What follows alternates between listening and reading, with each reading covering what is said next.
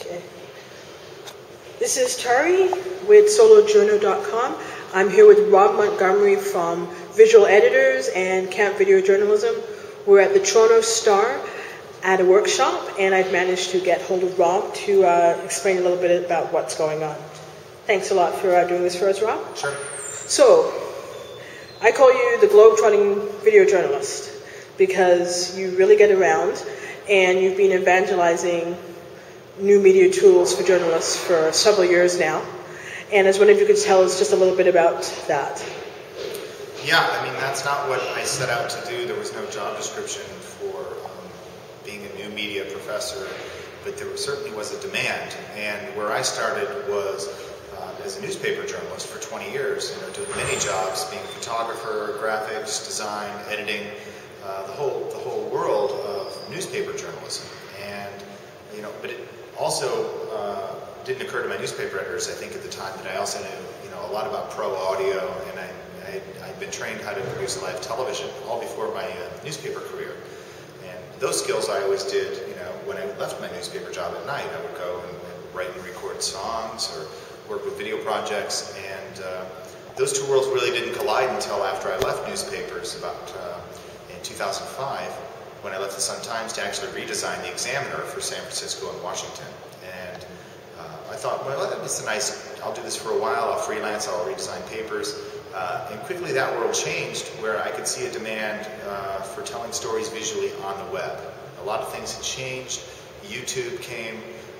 Social media exploded, and the reason I get invited around the world, I guess, is because I created a website in 2004 called Visual Editors, which wasn't just a website, it was a social network, and when I built it, I could quickly see that this was teaching journalists in a peer-to-peer way, and so I formed a nonprofit company at that point, and Visual Editors is a 501c3 nonprofit in the U.S., which means that it's tax-exempt and donations are tax-deductible.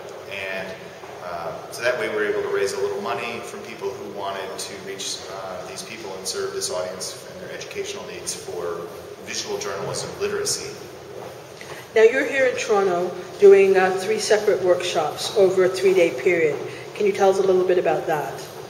So with Visual Editors, again, we started just as a social network with forums. Now we're a Ning network. We've got some top bloggers blogging for us. And one of the things we did end of last year, no, 2 years ago actually, when we began last year, was planning, how can we take this to the next step? This is great online, people can come in any time and interact and learn, but we needed to do some on-site training as well. There were people saying, can you come and do some workshops? And we decided to form a spin-off company under Visual Editors called CampVJ, which is Camp Video Journalism, or Camp Visual Journalism, or Camp Versatile Journalism, depending on how we organize the training and what the topics are. So this week in Toronto, it's probably much more Camp Versatile Journalism, because that seems to be the foundation for being successful in the future. One of the things that I get to do is talk to editors and publishers, reporters, industries around the world, and it doesn't matter where you are, that seems to be the focus. And that's the need, is that what we need are much less mono-skilled journalists and much more multi-skilled journalists, versatile journalists who know that for any story, the right reporter's notebook might look far different than just pen and paper. That might be the valid way to do it. It might need to be an audio recorder. It might need to be a video recorder. It might need to be a mobile phone or a laptop or a combination of those things. And that's what we really try to do in the Star here over 3 days, is break that concept into 3 distinct themes. What if I'm reporting for the web? What are the tools? What are the techniques? How can I translate what I know about journalism and use these tools to tell stories? Day 2, visual reporting, everyday multimedia. What are the low-cost ways to tell visual stories? What do I need to know to tell a story beyond the words? Day 3 is video. What do I need to know to create effective web video reports? And it was a good way to organize this week's work. Now, because of your work and your experience, you know a lot of publishers, you know a lot of editors-in-chief like that, and they're seeing the newspaper industry change, and they're adapting their organizations. They're not necessarily newspapers anymore, they're news organizations. But what I was curious about is, what is the reaction of the individual reporters and journalists? What's their uptake on this? Well, there are many different reactions because it depends on how those editors or publishers or those news organizations perceive the current needs and the future needs. In some cases, you hear reporters are trying to do everything. They're trying to do a print story and a video story and they're overwhelmed. And in other cases, there's more flexibility because there's more expertise in how those stories are assigned. And that's really the growth. Once we have editors-in-chief and publishers who are versatile journalists and have come in through this tradition, actually running the show, it's not until that point, I think, that we'll really see the kind of shifts, because there seems to be still a disconnect between the people with the practical experience and how to tell stories on multiple platforms and the people ordering those stories. Now, the workshop at the Toronto Star was open, so they have some of their own staff members coming, but it's also open to the public, so freelancers and that sort of thing. And I was wondering, what kind of mix-up you've been seeing in the classes themselves in terms of the people who are attending? Yeah, I think it's great that the Toronto Star and other newspapers like the Sun-Times have partnered with visual editors to put on these workshops. It's an agreement we make that in exchange for an auditorium and some basic support, that they can send some staff through to the training. And what that means is that in that classroom, you get a mix of people in the newsroom that don't generally meet with the public for this kind of training. So it's great for them. It opens their eyes. And vice versa. You get people academics who don't often get a chance to really work hand in hand with professional journalists to learn new techniques.